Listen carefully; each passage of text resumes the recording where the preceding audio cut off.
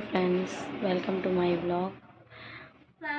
तो आज मैं ये बताने जा रही हूँ कि मेरी सासू माँ की तबीयत कैसे बिगड़ी और क्या हुआ जो कि वो एक्सपायर हो गई।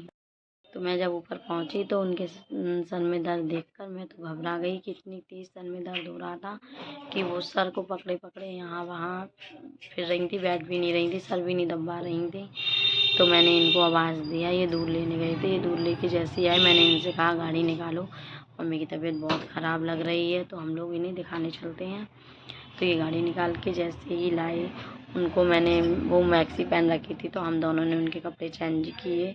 और उनको मैं जैसी थी मैं वैसी बस चुन्नी डाली मैंने और वैसी ही चली गई, बिल्कुल घर के कपड़े, कुछ पता ही नहीं था।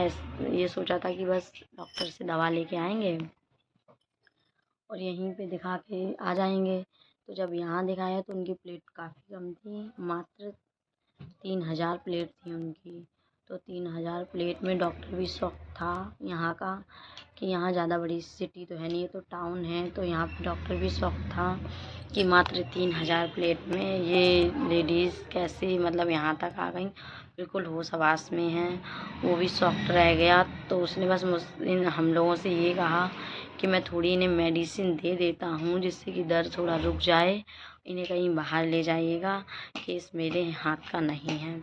तो फिर बस ऐसे ही करके उन्होंने 11 बजा ली, 11 साढ़े 11 बजे हम लोग फिरोज़ाबाद ट्रामा सेंटर प्राइवेट लेकर गए। ट्रामा सेंटर जैसे ही हम लोग लेके पहुँचे, 11:30 12 बज गए थे वहाँ पर लेके पहुँचे। और 12 बजे हम लोगों ने एडमिट किया उन्हें। 12 बजे एडमिट करने के बाद डॉक्टर ने हाल ही कह दिया कि इनकी प्लेट्स बहुत कम है, जल्द से जल्द प्लेट का बंदोबस्त कीजिए। और प्लेटें उसी की ही चढ़ेंगी जिसका ब्लड ग्रुप मिलता होगा और घर का ही पर्सन होना चाहिए। तो हम 3 लोग थे घर के, तीनों ने अपना अपना ब्लड चेक कराया था, लेकिन हम लोगों का ब्लड ग्रुप सब ने अलग थे, किसी का भी ब्लड नहीं मिला। हम लोगों के ब्लड ग्रुप निगेटिव थे, किसी के भी ब्लड ग्रुप नहीं मिला। बहुत सारा इंतज़ाम किया, रात में 1-1:30 बज रहा था, ब्लड कहाँ से मंगाते। रिश्तेदारों को भी फ़ोन किए लेकिन 1-1:30 का टाइम था, कुछ तो फ़ोन उठाया ही नहीं। किसी को पता क्या कहाँ से लाते ब्लड ग्रुप, बहुत ज़्यादा ही दिमाग ख़राब हो गया था। फिर हम लोगों ने कहा प्लेट्स की बात है, अगर कहीं से मिल जाता है यहाँ प्राइवेट तो हम रुपये खर्च करने के लिए तैयार हैं प्लीज़, लेकिन ब्लड प्लेट्स मिल जाएँ तो किसी से दिलवा दीजिए। तो उन्होंने एक सेटिंग की, फिर भी एक बंदा को लेके आए, वो भी कोई भरोसा नहीं था, उसकी भी कितनी प्लेटें सही निकली कितनी नहीं, उन्होंने इस चीज़ की कोई गारंटी नहीं दी थी। 50,000 रुपये मांग रहे थे वो, लेकिन कहते हैं ना बहुत ज़्यादा ही उनकी 1:30 बजे के टाइम पे बहुत ज़्यादा सीरियस हालत हो गई।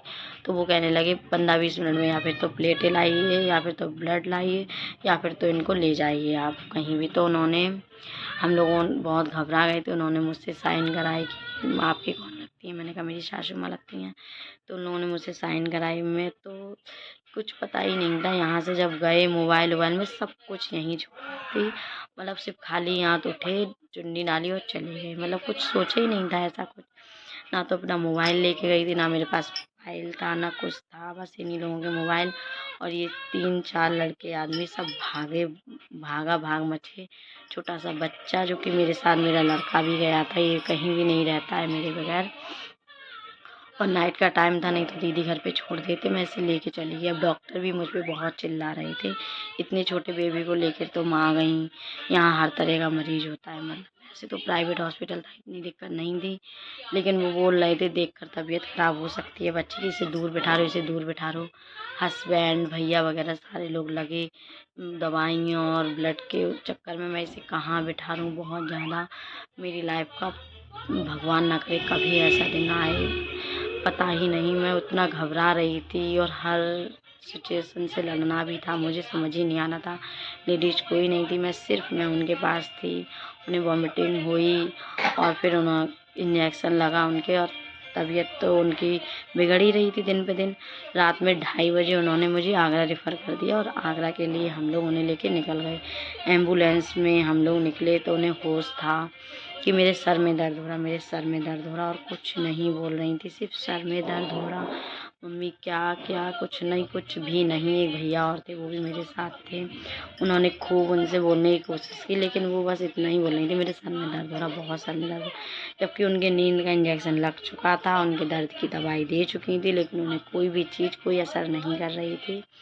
और हम लोग जब उन्हें आगरा हॉस्पिटल में एडमिट किया, तो उनका मतलब जब एडमिट किया तो बहुत अजीब सी, मतलब कि देखने में भी बोतल वगैरह ड्रिप रात भर लगी रही, तो उनकी बॉडी भी काफ़ी सेलिंग हो गई थी।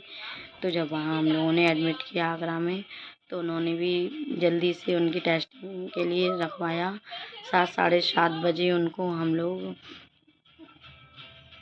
7:30 के टाइम पर उनको सिटी स्कैन के लिए ले जाने की जैसे ही उतारा है, वैसे ही उनको ब्रेन हेमरेज, मतलब माइंड में अटैक आया। पता ही नहीं कैसे, क्या भगवान जाने, कुछ भी ऐसी दिक्कत नहीं थी उनको। ब्रेन हेमरेज हुआ, जिससे कि वो उनकी पल्स चलनी बंद हो गई, सांस आना बंद हो गया। डॉक्टर ने कहा नो मोर। उन्होंने तो बस ऐसे ही कह दिया था।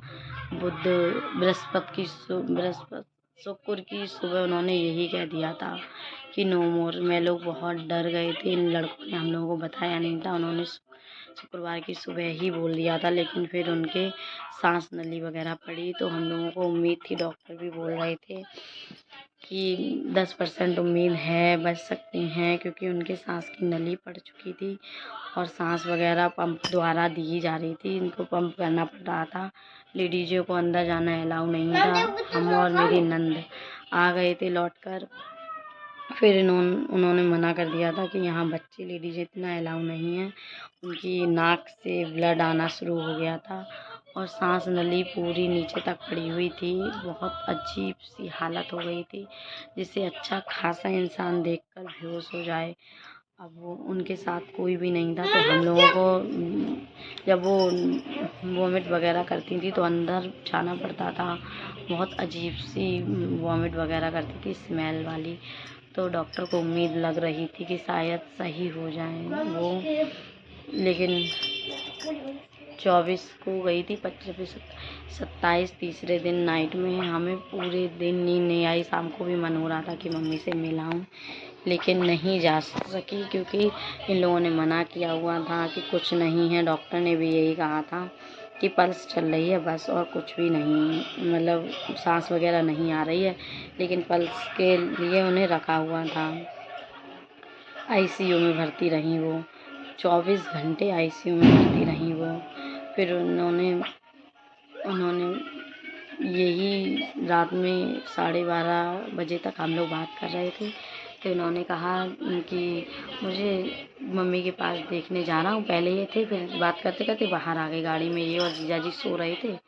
तो ये जीजा जी सो रहे थे, तो ये भी वहाँ पहुँच गए गाड़ी में, तो बैठे ही थे। फिर उन्होंने मुझसे 1 बजे के समथिंग कहा कि मैं जा रहा हूँ, देख के आ रहा हूँ मम्मी को। मैंने कहा ठीक है जाओ, अंदर तो नाइट में अलाउ नहीं था, बाहर से ही देख लो शीशे से। तो जो टीवी लगी हुई थी उसमें उनकी पल्स 0 हुई। 1 का टाइम था, पल्स 0 हो गई उनकी, और ये बहुत घबरा गए थे। मैं फ़ोन पे ही थी, ये कहने लगे कि मुझे समझ में नहीं आ रहा, पल्लवी उनकी पल्स 0 हो गई मम्मी की, तो मैं डॉक्टर को बुलाने जा रहा हूँ, फ़ोन रखना। मैंने कि फ़ोन मत रखो, आप डॉक्टर को बुला लाओ। तो ये डॉक्टर से बात करने के डॉक्टर आया, तो उन्होंने देखा, चेक किया, पूरी बॉडी टेस्ट की, कुछ भी नहीं था। और पल्स जो थी नैकाब वो भी जा चुकी थी, तो 1:30 बजे के समथिंग वो एक्सपायर हो गई। बहुत बहुत ज़्यादा लड़ी वो, अपनी ज़िंदगी के लिए बहुत ज़्यादा लड़ी, लेकिन कुछ भी नहीं हुआ। एंड में वो हार गई, आखिरकार नहीं बची।